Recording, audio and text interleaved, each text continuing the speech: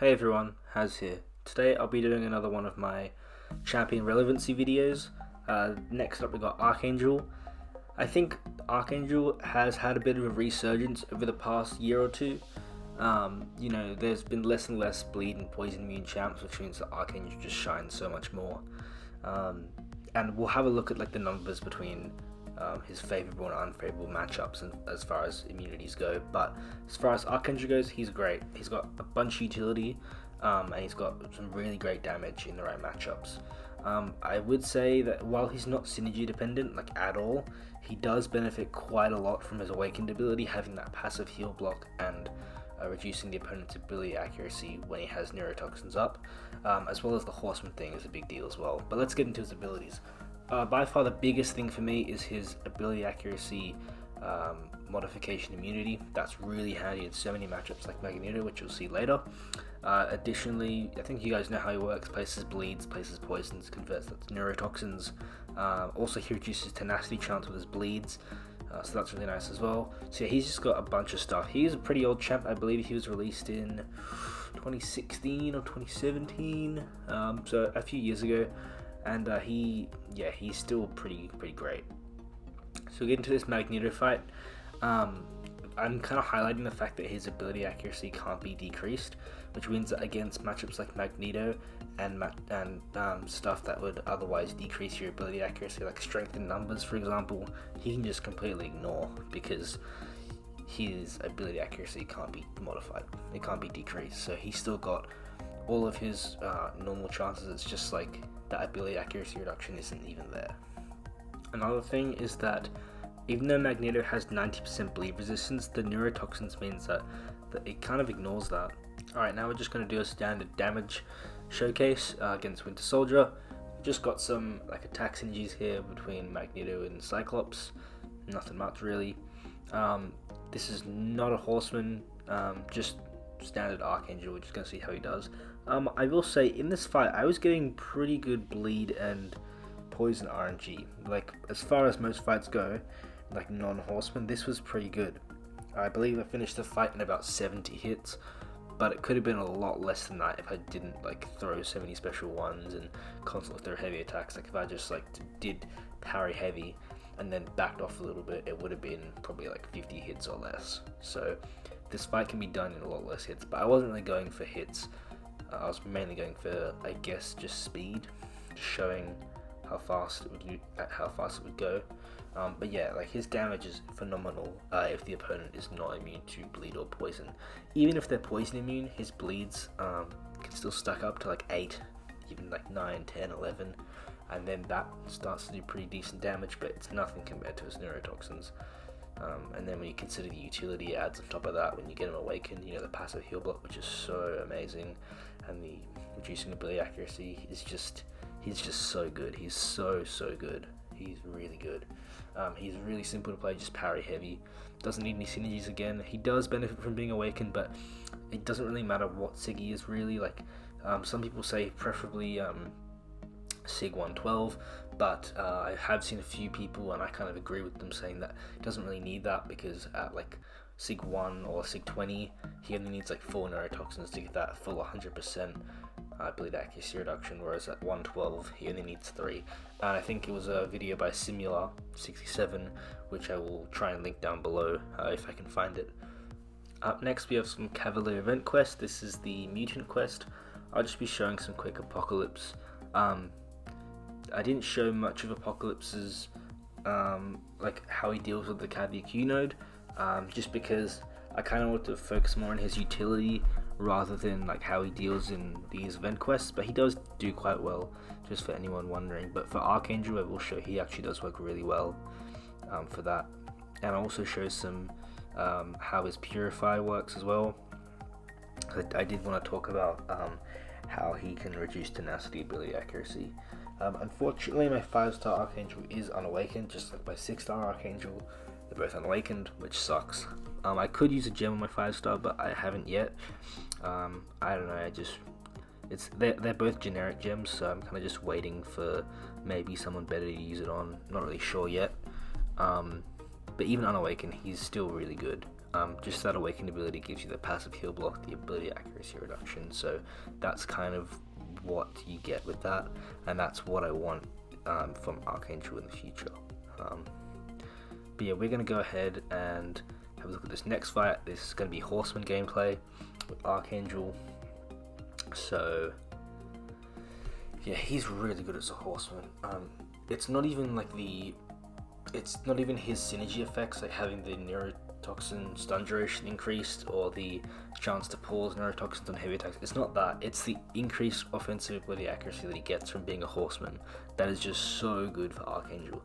Basically, you trigger 30% more bleeds, trigger 30% more neurotoxins.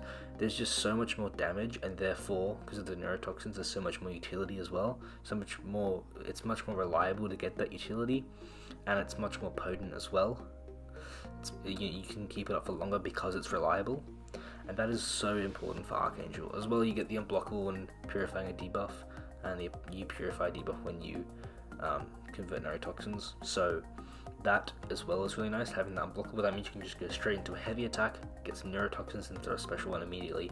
You saw I did that in the previous fight. I'll probably do it in this fight as well. That's something that I've kind of picked up, as well as interacting with that Cavalier unit of going unblockable and getting those Furies as well, which is also really nice.